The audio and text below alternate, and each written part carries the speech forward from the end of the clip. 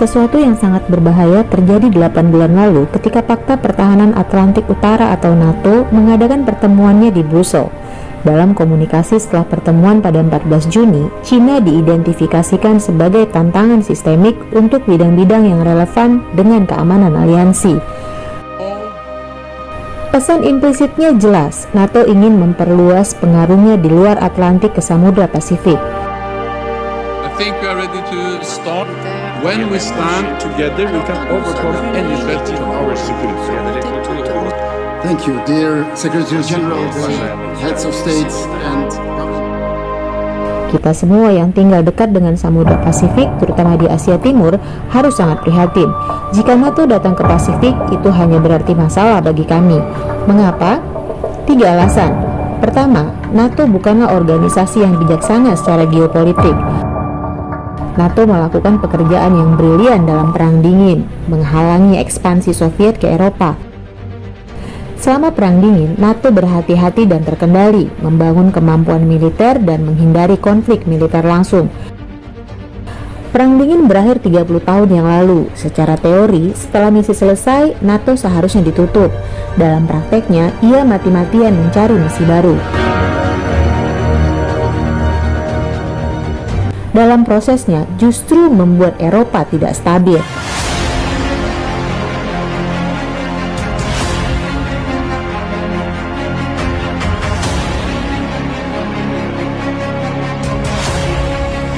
Perlu diingat bahwa hubungan antara Rusia dan NATO dulu jauh lebih baik, sehingga pada tahun 1994, Rusia secara resmi menandatangani kemitraan untuk perdamaian, sebuah program yang bertujuan untuk membangun kepercayaan antara NATO dan negara-negara Eropa dan bekas Soviet lainnya.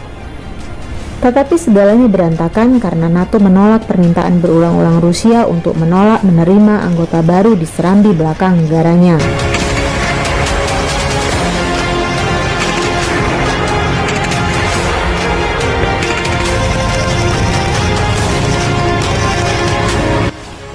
Kemudian pada April 2008, NATO mendorong lebih jauh membuka pintu bagi keanggotaan Georgia dan Ukraina di KTT Bukares.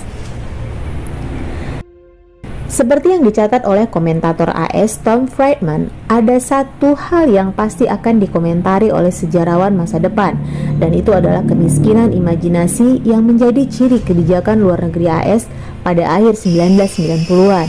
Mereka akan mencatat bahwa salah satu peristiwa penting abad ini terjadi antara 1989 dan 1992, runtuhnya kekaisaran Soviet.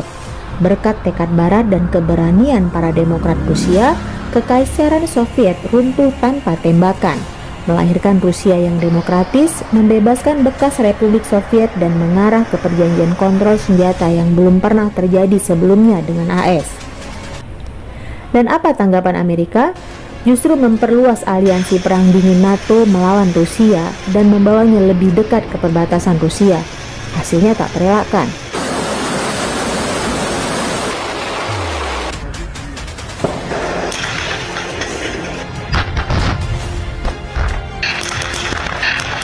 Rusia pernah mencoba menjadi sahabat negara-negara NATO setelah Perang Dingin berakhir. Sebaliknya, Rusia ditampar mukanya dengan ekspansi NATO. Banyak laporan media barat menggambarkan Rusia sebagai aktor yang agresif. Mereka gagal menyebutkan bahwa justru tindakan NATO menghasilkan respons ini. Momen yang benar-benar berbahaya muncul pada tahun 2014 ketika NATO tampaknya akan memasuki Ukraina dengan penggulingan Presiden pro-Rusia Viktor Yanukovych oleh demonstran yang didukung Barat. Bagi Presiden Vladimir Putin, itu adalah tantangan terakhir dan segera setelah itu terjadi perebutan Crimea yang dianggap Rusia sebagai bagian dari jantung budaya mereka.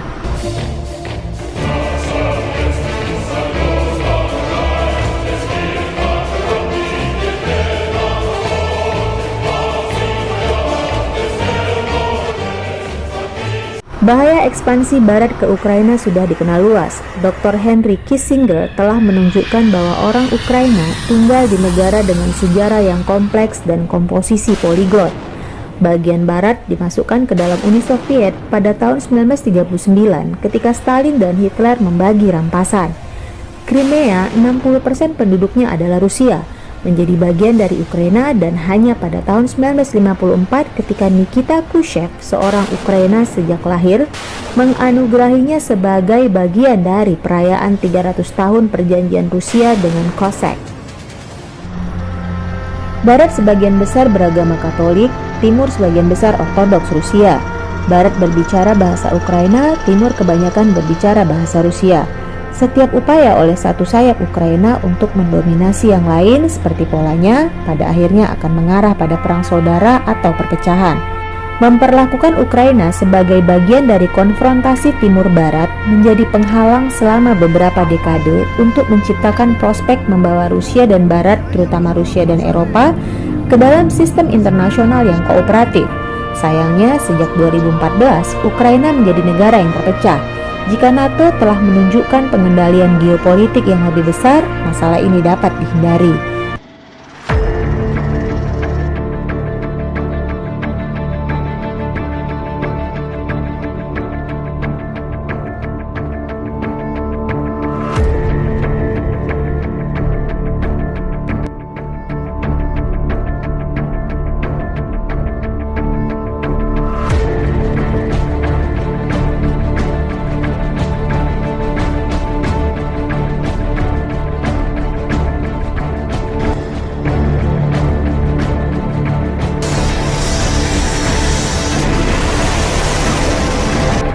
Kelemahan utama kedua NATO pasca Perang Dingin adalah bahwa perilakunya mencerminkan pepatah lama, jika Anda adalah palu, setiap masalah tampak seperti paku.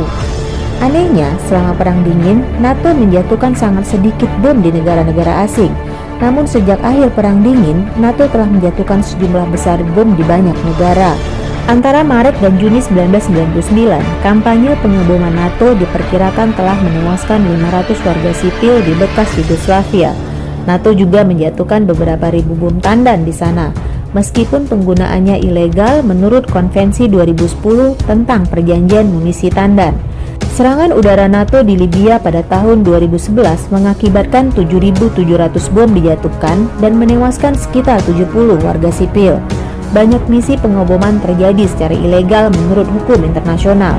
Saya ingat dengan jelas saat makan malam di rumah seorang mantan diplomat Kanada di Ottawa ketika NATO memutuskan untuk mengebom pasukan Yugoslavia pada tahun 1999. Diplomat Kanada ini sangat khawatir karena kampanye militer ini bukanlah tindakan membela diri atau disahkan oleh Dewan Keamanan Perserikatan Bangsa-Bangsa. Itu jelas dan secara teknis ilegal menurut hukum internasional. Memang, Carla Del Ponte, mantan jaksa khusus di Pengadilan Kriminal Internasional untuk Yugoslavia, mencoba menyelidiki apakah NATO melakukan kejahatan perang di bekas Yugoslavia. Meskipun sebagian besar negara NATO percaya pada kesucian hukum internasional, mereka menerapkan begitu banyak tekanan politik sehingga Del Ponte tidak dapat melakukan penyelidikannya. Lebih buruk lagi, NATO sering memulai kampanye militer dan kemudian meninggalkan konsekuensi bencana dari intervensinya. Libya adalah contoh klasiknya.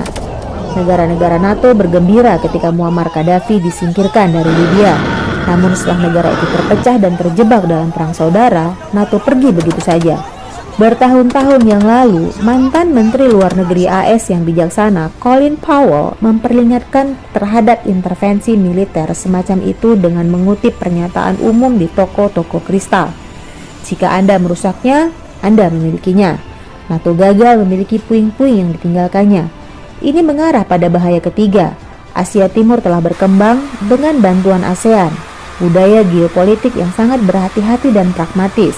Dalam 30 tahun sejak berakhirnya Perang Dingin, NATO telah menjatuhkan beberapa ribu bom di banyak negara.